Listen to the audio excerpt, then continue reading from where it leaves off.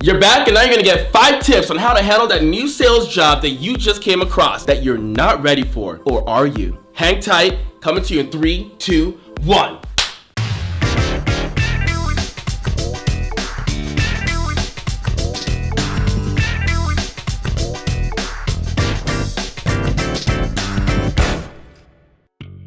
Tip number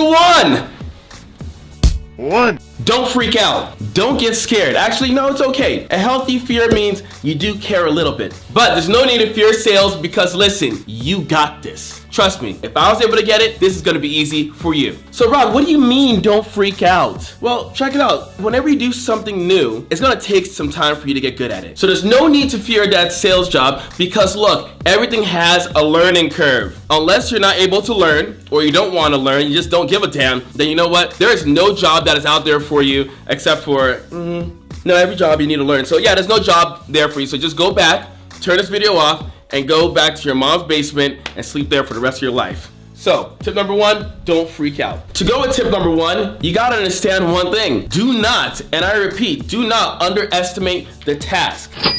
Perfect. Ways that you can help yourself from not freaking out is just being prepared. Going in there with a notebook, getting your stuff together, your equipment, your iPads, your computer, your laptop, whatever it is that you need to be successful, prepare the night before so you're not worried about it. Oh, what am I gonna wear? What am I gonna drink? What am I gonna eat? You're not worried. You're relaxed. You're calm. And all your energy could go in and focus to getting that yes from that customer. And oh yes, there are a lot of yeses coming. So you just hang tight.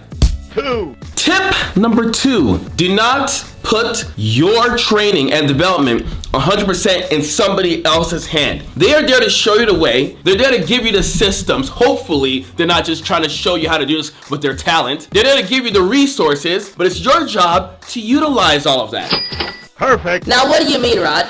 Well, it's simple. Glad you asked. They have a 4-week training program for you. You go in there, guess what? The training you have isn't that good. They're not telling you to study. They're not inspecting what they expect out of you. You just feel like you're alone and you don't know what's going on. So do you just stay there? Do you just quit? Do you just expect somebody else to come and pick up your slack and hold you by the hand and say, "Come on, Jimmy. Come on, Janice. let's go over here and get stuff done"? Don't expect that. Don't wait for anything to happen. You gotta make it happen. The difference between a good salesperson and an okay salesperson is that one always takes initiative. We don't wait for anything. Perfect. So once you got your material to study, go through that. It's your Bible. You got a script you need to learn. Well, you might look at a script and say, this is kind of weird. I don't really want to follow the systems and learn it. I just want to put in my own words. Good luck. You're going to fail. Trust me. Don't do that. Master the script. Once you master that, then you could go and freestyle a little bit. And if they like what you're doing and you can teach it to other people, then we'll make that a system. But until then, master your script. So you're gonna learn it. You're gonna be reading off to your mom, your dad, your boyfriend, your girlfriend, your little puppy on the side that loves you, that's gonna give you all the time in the world. But you're gonna master all that product knowledge. You're gonna master that perfect pitch. You're gonna come in there early in the morning. You're gonna grab one of those leaders, grab one of those veterans in the office, say, hey, I need to learn. Hey, I got some questions. Guess what? I'm ready to shit up. But do not leave it to somebody else to determine your growth. That's what's called your growth, your development. Yes, they're there to coach you and guide you, but guess what? In my business, I had the best 2 leaders in the world, the best 2 sales trainers in the world. One of them's name was Jason. He got thrown out of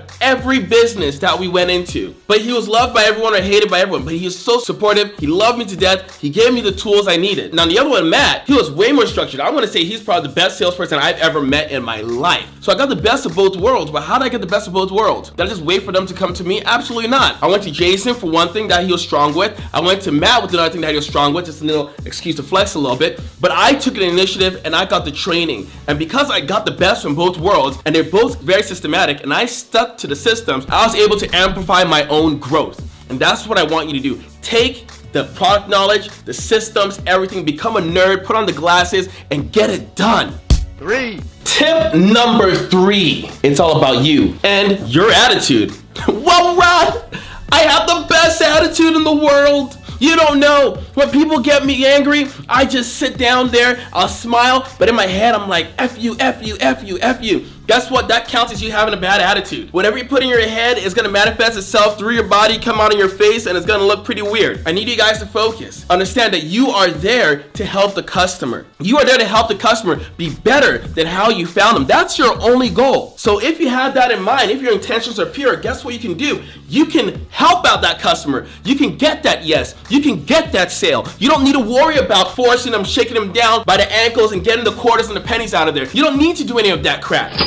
Perfect. So that's what I need you to do. Keep your attitude. Now, the first time I went to do my sale, it wasn't too pretty, all right? There was this one guy, he laughed at me, my coach laughed at me, it was pretty bad, but I said, you know what? If everyone could laugh, then I did my job. I made everybody here happy. I always tell my guys this, your job is to get 2 smiles out of the customer before even trying to sell them, or get 2 things they could connect with them on, a level they could connect with them on before trying to sell them, because that's just going to boost your own attitude, because you're going to feel more connected with the customer. You don't want to be the guy that's the Debbie Downer that's like, oh man, the Eeyore, right? Oh man, today, poo, shit sucked, sales sucked, I didn't want to do anything, all the customers in the world said no, oh, I'm gonna go home to my girlfriend and tell her I didn't make any sales, and then after that, everything's gonna be horrible, oh, life sucks, where's Burger King? If you work at Burger King, there's no problem with that. I'm just saying for the story I had to emphasize with Burger King. So it's okay. I'll be there at Burger King later. So just keep your attitude, because my math is it takes 5 positive people to counteract 1 negative person. And do you expect the customer, the business owner, the residential homeowner, the retail person that comes into your store to keep your attitude for you and say, Hey, sales guy. Hey, sales girl. Buck up. Chin up. Smile a little bit. It's all gonna be fine. You just need to keep your attitude and talk to more people. they're not gonna come say that. They're gonna come and eat you up and say, no, no, no, no. They're gonna point at you and laugh and say, oh, look at that. I know I woke up on the wrong side of bed, but I'm glad I'm not that girl. I'm glad I'm not that guy. So keep your attitude. Your attitude is contagious. And when people say, oh, I lost my attitude, I said, where did you lose it? Go get it back. Who took it from you? You gotta guard your attitude. You gotta put this shield up. When they come at you with the sword is just a great attitude. You're killing them with kindness. You are hired on that sales team because they saw something in you. Something in you that is able to extract the yes from the customer. You like to extract the yes. I want like the soul coming out. Extract the yes from the customer. And the way you're able to extract the yes is because you're able to boost their attitude up and take them to a point up here where you're able to get a yes and able to make them feel confident in you. Perfect. So guys, keep your attitude. It's okay. And we'll dive deeper into this as the series go on. I'm probably gonna do like 5 to 7 videos again of this series. 4. So tip number 4. Bam! Your work ethic. It's so hard for people to do, but it's even harder for people to say. You say work ethic very fast. You see if you can say it. But your work ethic is this. In sales, you are not meant to be micromanaged. Absolutely not. Remember, you're hired because you are someone that they thought that they could take and groom you and build you up into some amazing person that could manage and maintain a group of people and give the opportunity back to other people. If I'm grooming you, yes you, to take on my job, do I want to micromanage you? Do I want to hold your hand every step of the way? Do I want to say, hey, how's your attitude? Hey, do you have this? Hey, did you remember to check out? Hey, did you remember to send the emails? Hey, did you remember to touch base with your clients? Hey, did you remember to close out all the deals? Hey, did you remember to record and log it all down? Hey, did you remember to print out all the stuff for your people? I don't want to micromanage someone. If I had to micromanage someone, that means I should just do the job myself. But I have you, the up and coming star. Yes, I want you to have your own work ethic. I want you to be able to work as if someone is having the camera on you. Yeah, I know the camera's on me, but now the camera's on you. And whatever you do, you understand, hey, the camera's on me. Should I lie to this customer? Absolutely not. The camera's on me. Should I work that much harder? Absolutely, the camera's on me. If your parents are watching you, if your best friend was watching you, if your girlfriend or boyfriend was watching you while you're on the sales floor, while you're in the sales field, how would you act? If the president was watching you, well, if your mom was watching you, how would you act? You'd act 100%. You would give it your best. You would work.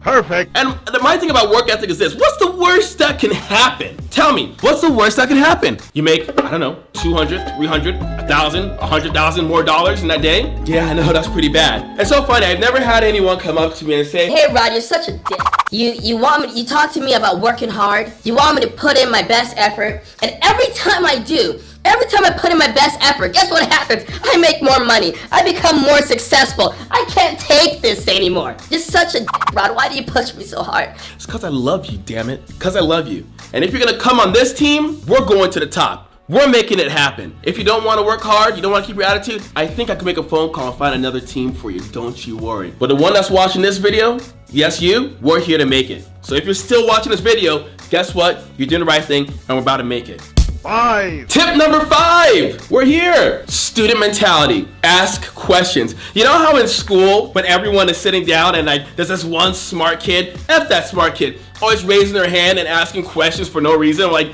why is he asking questions? He already knows the answer to them. I used to think that way. I'm like, is he just trying to brag and try to make it look like he's smarter than he really is? But no, the reason why the kid is so freaking smart is because he asks all those questions that look unnecessary. A student mentality means you shouldn't be afraid to ask questions because you want to get better. A student mentality means you are okay with looking like a fool because you know what? The fool is the one that doesn't ask questions and goes back out there to get slayed by the customer. We're not gonna get slayed by the customer. We're gonna ask the right questions, come back out there with the right ammunition, and be able to take out those customers. Now, maybe we're not gonna take out the customers, but we're gonna take out those customers. Hand, high five, fist pumps, that's what we're gonna do.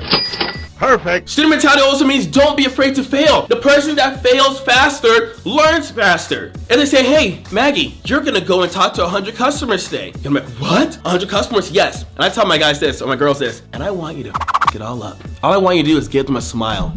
You can jumble up the words. It's not even gonna be an issue. But I want you to mess it up because it's gonna be great. Do I have permission to laugh sometimes though? I'm gonna give you permission to laugh. You can laugh at me when I mess it up because every time we mess it up, we're gonna get a little bit better. We're gonna get a little bit stronger and you're gonna get a little bit closer to hitting your goals that you came here to hit. So student mentality, learn some more. Ask. Even the question seems so small, just ask. Blow up their phone, blow up the GroupMe, blow up the Telegram, blow up the Facebook Messenger. Just ask the question. If you can't ask me, ask someone else, but just ask. I mean, look, like I said, back in the high school scenario, it's very stressful trying to ask a question, being labeled a dummy. But remember, the real dummy is the one that doesn't ask questions. The real dummy is the one that sits there and doesn't do anything and expects different results. Perfect. The definition of insanity is what? Oh, did he say doing the same things over and over again, expecting different results? Yep, you got it right. So let's not be insane. Let's do the right things. Let's use our brain and ask those questions. And for tip 5.1, your presentation. Well, what do you mean, Rod? Like a PowerPoint presentation? Are we doing all this stuff over there? No. I mean, how you look, you can't look bad. Listen, not all of us are going to be supermodels. It's all right. We have to accept that. But we can have a clean haircut. You want a beard? Keep the beard. Make sure it's trimmed. Make sure it looks good. You want long hair? Make sure it's on point. Make sure you get your, what is it called? Split ends, dead ends? I don't know. My hair doesn't grow up that long for me to even worry about that. If you're a girl, you want to look professional. I'm not saying wear a skirt all the way down to your toes, but you know what looks well for the club and what looks well for the business place. People will judge you. Well, Rod, I don't care. I'm so comfortable in my own skin. I don't care who judges me. Well, that's how you're going to lose. Or to be more positive, that's how you're not going to win. You have to care. You have to, because your job is to appeal to the majority of people. Because if you can't appeal to the majority of people for the first 5, 10, 30 seconds, there's no way for you to close the deal on the sale. If you can't open a sale, you can't close it. Perfect. That's just science. It's just how it works. I made it science. It's science now. So I need you to understand, looks is everything. Have your nails cut. Have your teeth clean. If you have bad breath, put some gum in there. The quickest way to kill a sale is to ride on a customer and your breath stinks like hell. You know what? They're gonna be like, oh my God, how long do I have to stand here? How long do I have to wait? Look, teeth clean, breath on point, facial hair, boy or girl, I don't care, on point, haircut, hair done, suits, looking fly, looking like you are the boss. If they don't confuse you for the boss in your workplace, then you're not stepping up to the plate enough. Look good, smell good, be good, be confident, and that's gonna give you time to get competent. That's gonna give you some confidence. People are gonna see you and say, you know what? This person has credibility. Now, I'm gonna tell you guys this. Maybe some of you should also try to go to the gym. Well, Rod, I don't want to build muscles like you. I don't want to get so buff. It's okay. You could go to the gym and build zero muscles. But the fact that you're getting disciplined in the gym, you're working on your cardio, you're getting your weight, you know you're taking care of yourself, you're gonna be able to feel confident in order to take care of someone else. That's also gonna help you relate to all the meatheads there and help you get the sale with them. And that's all I have for you And remember, this is going to be about 5 to 7 episodes because I'm going to see how I'm going to figure it out because I just want to make sure that you get everything that you need. Right? I'm going to have this documented, I have this written down, but most of this is stuff that I have like right here, and I want to be able to share it with you. It's no good for me to just keep it in here if I can't share it with you and help out somebody go and slay that sales job. And they're like, where did you get this material from? How did you become so good? I don't know, that crazy dude Rod on YouTube helped me out. So do me a favor. If this helped you out, please hit that subscribe button, smash that like button, and let's get going. That's part of sales right there. That's called asking for the sale, closing the deal. We'll talk about that later. But I'm going to leave and get prepared for the next video just for you, and I hope you guys have a good day. Boom!